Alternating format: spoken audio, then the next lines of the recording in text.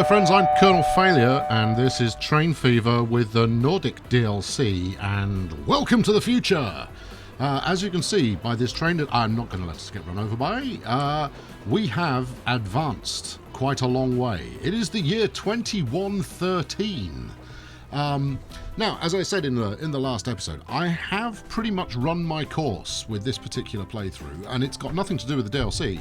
The problems, the issues all stem from it being a small map, and therefore the town growth is limited, and the amount that I can do with it is pretty limited.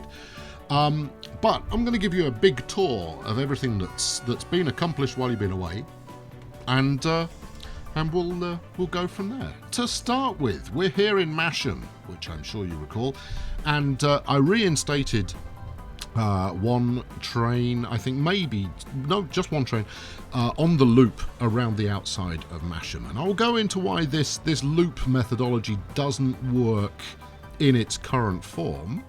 There is a way to make it work, but I'm not using that particular method. Let's see. Look, two passengers jumping on board. So there's two people who want to go round to the opposite side of town. Let's rock. Yeah, we'll have a look at this. I've got just about all the modern engines in operation. I think I've got one of everything at least, and we'll give each one a suitable amount of attention as we go. If you notice here, the outside of Mashem has some town growth. I'll show you the town growth kind of charts in a moment as well. There you go. It's a handsome kind of sprinter devil. Interestingly enough, this is one of the faster trains on this map. It's not just suited to kind of an inner route like the one I have it on. It will quite happily do longer distances. In fact, I don't want to press the. See, if I do that, I lose track of it. We'll keep this up for the next leg, so you can see how it gets on. But as ever, this particular station, zero growth has occurred. I spent a lot of time getting from where I left off, which was around the turn of the 20th century, to this point, simply trying to break even. It took a fair amount of effort to get to the point now where I've got 560 million in the bank. I'm making cash hand over fist. Let's have a look here. 8, 9, 10 million per year. All the vehicles are on auto replace. There is nothing new to unlock. Where's he at 2100? What would you expect? So yeah, if we were to keep an eye on the speed here of this particular engine, I don't think it's quite got the space to get up to full speed, but it'll get up a fair lick. I believe this one tops out at about 120 or thereabouts. It certainly is one of the faster trains in this DLC pack. And actually, given that I haven't upgraded these rails, it's not going to get much faster. All right, well, we'll leave this chap here. There we go. So he's going to drop off two who will want to jump onto into the intercity line. And as you can see, the town itself has grown out towards this station, which is the Crossrail route, and the one we just came from, which is our what do I call it? Perimeter route. Oh, here's another train. Well, let's follow this one. There we go. This is on Perim Anti is the route that it's on, if you're looking at this curiously spelt word. And it's also carrying 105 passengers on its way to Marlow. Let's get a good angle on this thing, shall we? Now, I'm running these green beasts in one direction, and I'm running the red equivalent in the opposite direction. Apologies for not knowing the proper names of the trains, but I'm not that kind of train fan. I like the looks of them, I like what they can do, but I don't go to the extent of kind of memorizing every single model. But it's a good-looking beast, you know, with its fetching carriages. The reason for one colour in one direction, one colour in another, is purely for your benefit there, dear viewer. I've made sure for this kind of epic showdown that I've got a bit of everything on the go. So that between us we can appreciate the majesty that has been constructed. See, this would be a good point for us to arrive in the station, and I can segue into saying the next thing. But what you can see is that these top out at 99 miles per hour. So you're looking at, what, 160 kilometres an hour, something like that. And that limitation is not imposed by the locomotive, that is the rolling stock that slow it to that speed. So that little kind of shuttle thing that we were looking at beforehand, that's capable, I think it's 112 miles per hour. And that's because it's a single unit train, whereas this thing is, it's an engine and then carriages. So, and the carriages top out at 99.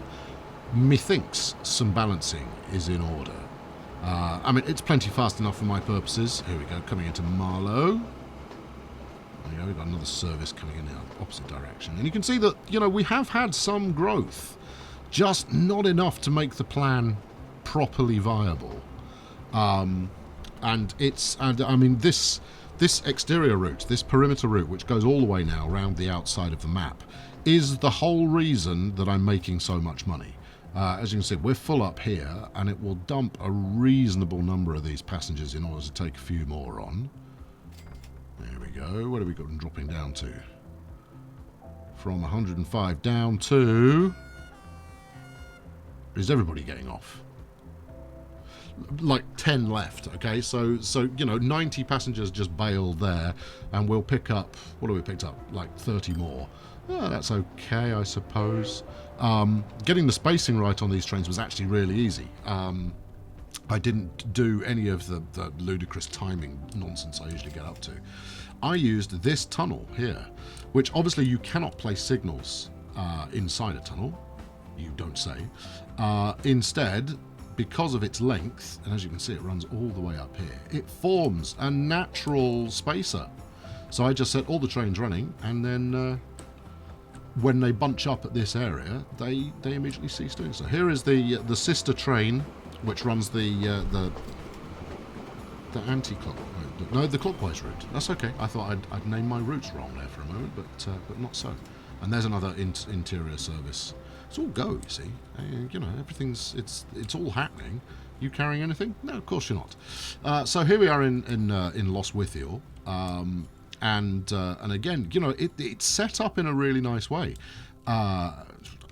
Even if I say so myself. I quite like some of the bits I've been able to pull off with roads, although admittedly, you're not going to want to stop at the top of that hill. Stone me. But yeah, there's some nice stuff going on in here. And here we go. There's the Lossiemouth to Poole Crossrail route. Not many people use it, and I'm at a loss to understand why. I mean, I've got a few ideas, obviously, but by and large, no idea. So, in addition to these internal routes, which I've got running, some of them I've switched on, others I haven't, simply because of a kind of lack of practicality. That's there we go. Give you a view, at least, rather than just aimlessly pointing at the map. Yeah, so they carry pretty much nobody. Nobody's bothered in the slightest. Although with that said, we have... There we go. We've got 3 waiting for the clockwise version. And I've tried to expand out to take in the underused stations.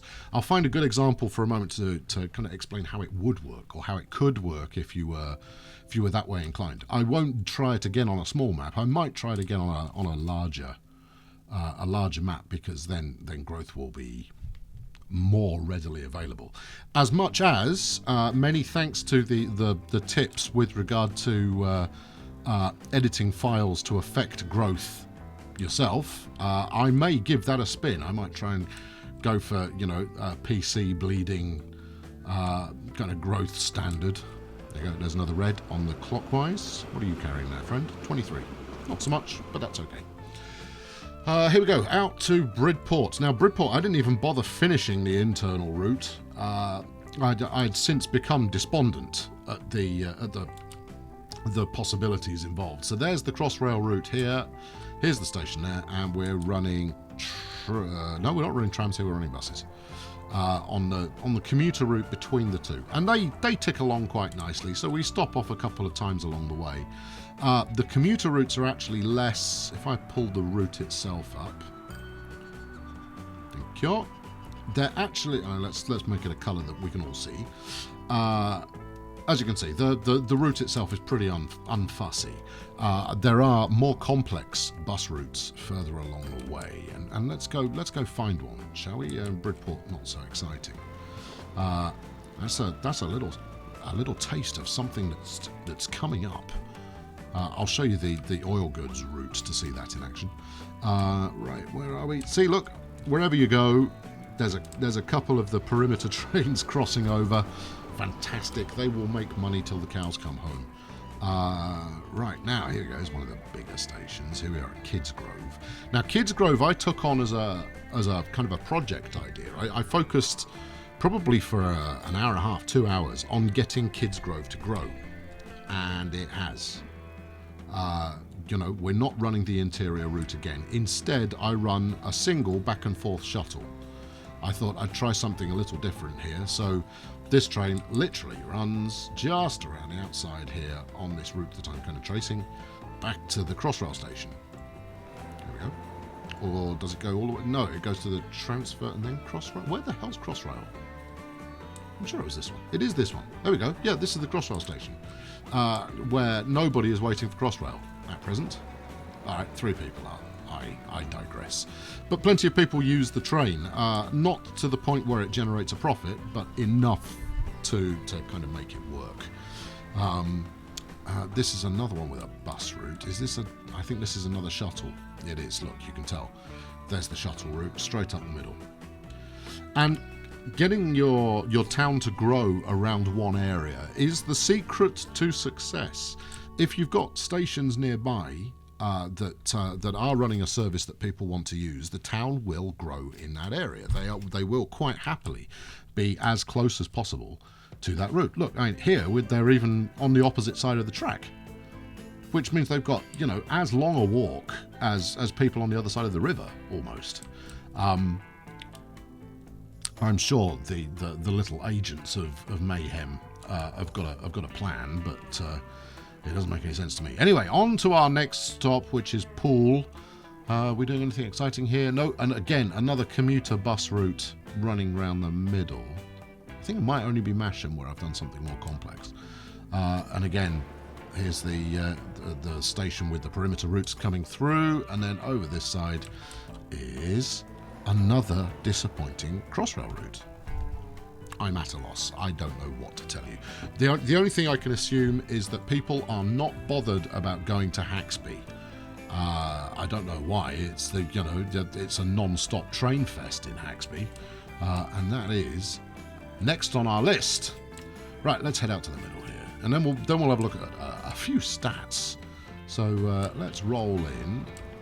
Now again, I've used these green numbers because they are the most effective thing there is, but I've got a couple of other bits and pieces running here. So this is actually running a Crossrail route. This is going from Mashem to Bridport because it's the fastest train there is, weirdly.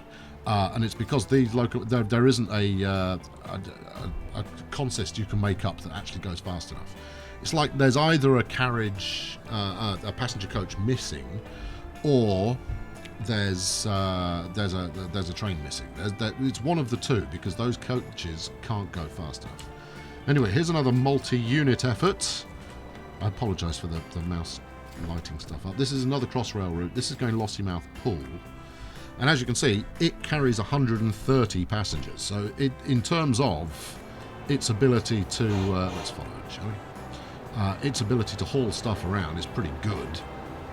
In terms of the amount you can get on board, but in terms of its top speed, leisurely. It's not that quick.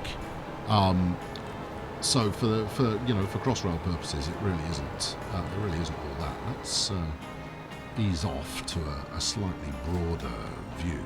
It's a fantastically good-looking train, though, and I actually that's something worthy of comment. Is all of the model making done on this community mod pack? Don't forget that it was built by the community. Is fabulous. I mean, it really is great to look at, and I'm going to use it all again. I'll update the mod pack accordingly. I'm going to use it all again in my next series. I already have a concept. Then again, when have you known me not to have a concept that's just kind of waiting anxiously? There we go. Right, so he's off up the tunnel. And cheerio. Right, there we go. So back to Haxby. So Haxby, I've done proper bus routes, as you can see by the number of stops we've got. Let's call up a friend here. So this is on an anti-clockwise route. Yes, I know I'm pretty standard in my naming conventions. So this is the anti-clockwise route. As you can see, it goes everywhere. So, you know, we follow it round. There we go. Yeah, off we go. It even crosses over itself because that's how I roll. But it also hits the other side of the station. We get a nice view over the bridge. Let's go for a nice view over the bridge. Kill the route. A couple of buses crossing over. I've got trams. I've got trams somewhere. I'll show you trams in a minute. These roads haven't exactly upgraded themselves yet. I mean, look at this. They're heading out to, where is that? Lostwithiel? Poole. They're heading out to Poole on dirt tracks. I can't bear it. I'm gonna have to upgrade this. There we go. Yeah. Drink in the future, ladies and gentlemen. Drink it in. Not enough space. Whatever. You got enough space now? There you are. See, magical. And that's not country road. You're a fool. Alright, let's put country road on here. No one's going to build out this far. Yeah, give it some of that. Give it some of this. Do a bit of that. And a bit of this. Yeah. What about that bit? I don't want them on dirt track anywhere if I can avoid it. Then that's not going to work. Anyway, this is largely redundant behaviour on my part. But you know, when has that ever stopped me? There we go. There's no traffic on there anyway. And to be honest, keeping it a dirt track was probably helping me out. Because because the traffic would have slowed down and people would have used trains instead. Anyway, Haxby was unusual in that it only has one station that actually goes anywhere. The other stations in town are all loop-based, so the other three are all loop-based, and here's a nice little loop runner going on here. Occasionally, it will make a pickup from over here. Just once in a while, there'll be a passenger waiting over in this direction, and that's because there's some actual buildings there. This one, maybe with a little bit more growth and a little bit longer wait on my part, would also start to yield passengers, but it's just not a working system. Okay, what shall I show you next? Let's show you the number of passengers waiting. That's the thing people like. So the other end of each of these routes, so that's the 3 Crossrail routes. The other end of each one, you're looking at single figures for the number of people waiting. But you end up getting double digits here, which could lead you to believe that actually you've got more success coming than you believe, but than you expect. You can't say it's more. What you believe is more than you believe. I mean, you know, as much as that sounds sagely, it's nonsense. Where was I going with this? Yeah, this is passengers queuing to go in both directions, so it's kind of misleading in terms of how many people are actually waiting. And the Crossrail routes don't actually make an awful lot of money. Here we go. Let's pull it up. I know I'm waiting to spoil you with some goods display in a moment. Right, here is, where are we? May. So if we look at the relative profits of each of these services, and they've been running for plenty of time. Mashem loop doesn't even deserve auto replacement. Look, there we go. Here are my 2 perimeter routes, and they make 10 million between them. There's no more demonstration required. One Crossrail route makes some money. I've got 3 separate kind of train setups going through the others, but that's it. One Crossrail route. Oh no, there you go. Lossiemouth Port, just proving me wrong. So yeah, so the profitability of rail is, well, it's not great, is it? We make a good chunk of change on the Haxby oil route, which I will show you in a moment. Meanwhile, roads, as you can see, all the buses happily making cash, trucks happily making cash. I know, it's like I completely forgot that trucks were a thing. But one thing I introduced was, you may recall back, there's some trucks here, handsome looking beasts. I could have used the larger depot here, but I decided against it. just purely because of scale. So this lumber setup I've got going on here, production of 78, perfectly respectable, is only serving Mashem. Nowhere else, just Mashem. And that's almost a no-no for good services. You want to be serving multiple towns or you're hosed. But in this case, I managed to make a single town route work. And if you recall, Mashem was being served by the oil train that stopped at Haxby going on to Mashem. But I was finding that it was getting increasingly less. Increasingly fewer, I could possibly say. However, it was getting less goods all the time, and it wasn't because the train itself was full. Far from it. The train itself had plenty of space on there. It's just like its demand stopped working. So I replaced it with a truck service, and then everything was just, happy-go-lucky once again. And this would have been a great time for the train to turn up here, but it's not going to.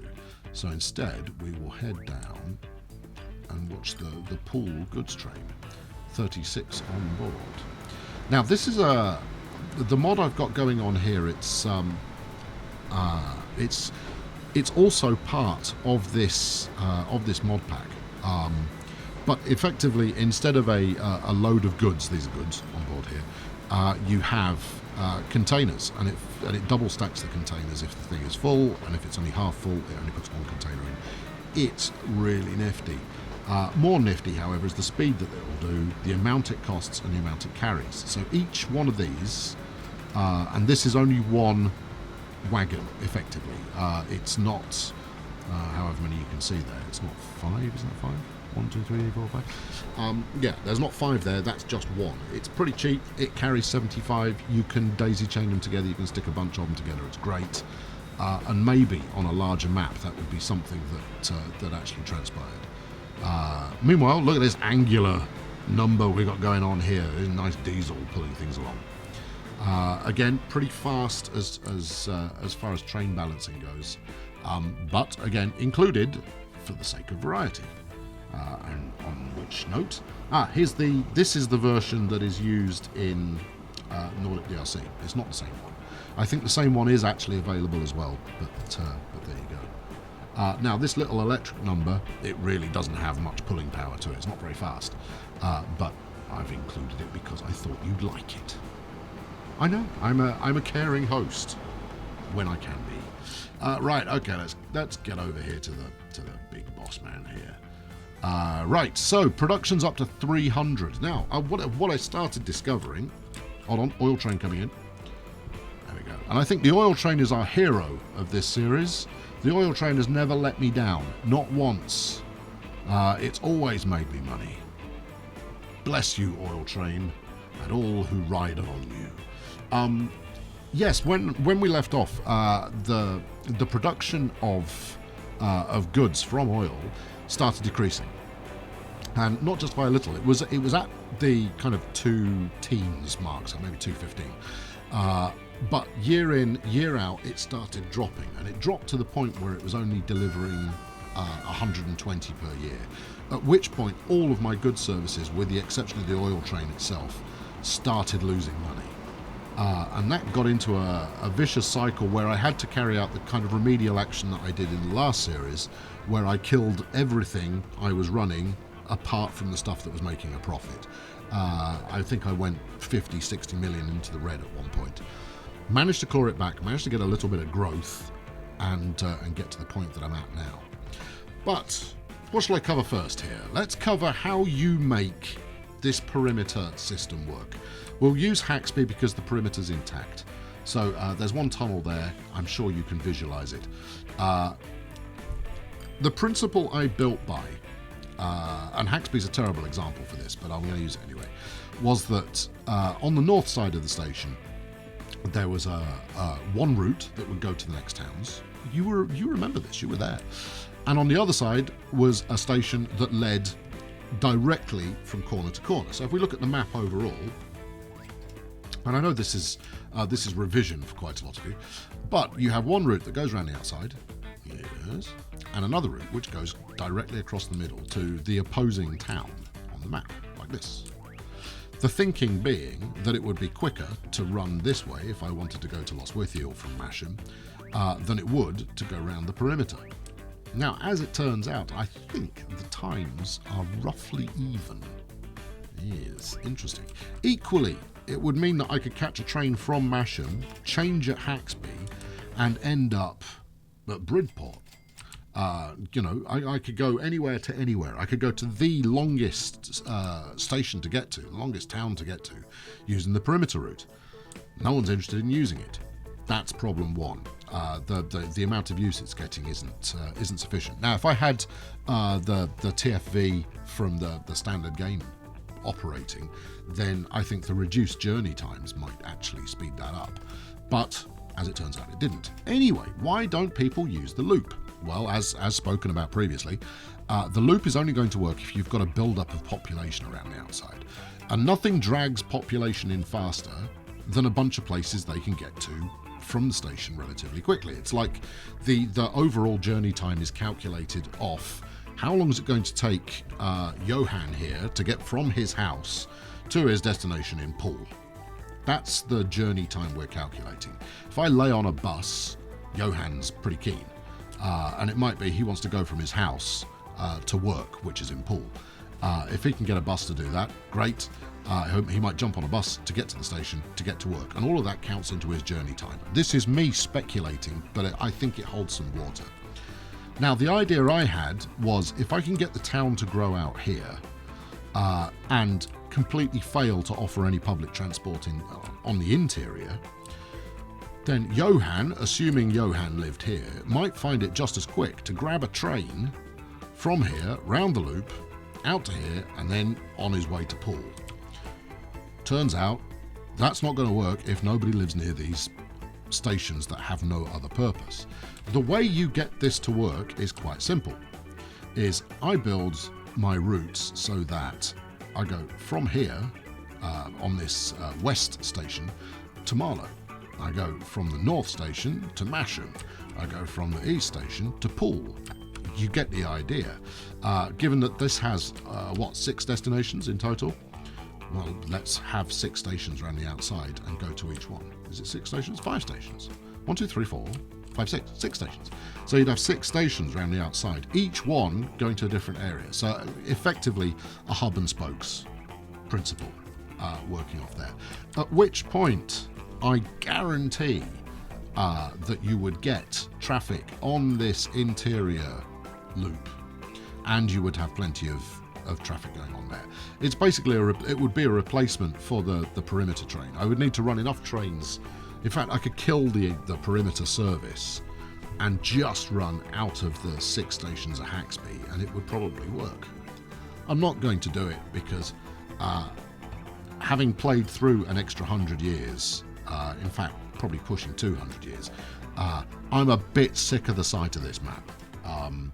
Given the lack of excitement that it has yielded at this point, I'm ready to move on to bigger and brighter things. So here we go. Place your bets. What is the final populations? What are the final populations? Here we go. There you go. That's what 200 years growth gets you. 600 is where we topped out at. We'd just broken 400 when I left you, and it was Mashem and Haxby that pushed 400. Poole has come out of nowhere. I guess it's doing quite nicely because of its distance. I think is probably the reason it's working. Lostwithiel Poole is working very nicely on the Crossrail. It's also picking up the heavy traffic that comes to and from Mashem, and Kidsgrove, as mentioned, I put a decent amount of time into trying to make work. And I think that's where Poole's really benefited from this. Now, with adjustments in growth and max sizes and all that kind of stuff, maybe I could have got a bit more out of this. But anyway, I hope it's been an interesting series. And don't worry, I'm not going anywhere. I'm going to move straight into another series. Let's find ourselves kind of a wrap-up place to sit and watch. Actually, this is a great place to do it because you get a bit of everything. You get some goods, you get some passengers, you get the town doing its thing in the background. You see, look, they're nicely obliging train. If I speed things up, we'll get even more coming through. Yeah, so it was an interesting idea. It's the shortcomings of the small map is what held us back here, rather than the DLC. As much as the DLC is a work in progress, it would be fun if it had been balanced a little bit better and some of the money worked. But there you go. That's where we finished up. So what is the next playthrough? I'm not going to tell you. I'm going to give you some teaser stuff. I mean, you're not going to have to wait long. I'll be starting more or less immediately. Since I started this one, the good folks at the development studio have released their latest free update, which includes the ability for custom maps.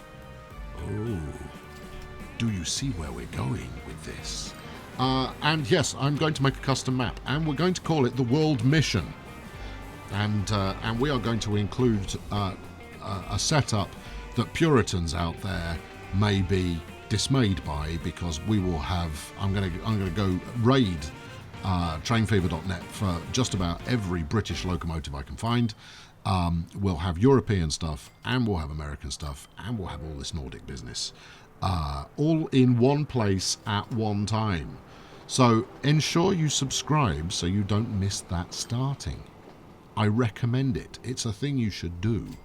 And chuck us a like on this one if you enjoyed this series. I quite enjoyed it. As much as I'm sick of the sight of it now, I quite enjoyed putting it together, as much as I quite enjoyed putting all this stuff together. Anyway, thank you very much for watching. I've been Colonel Failure, and I'll be back in the very near future with something new. Cheerio!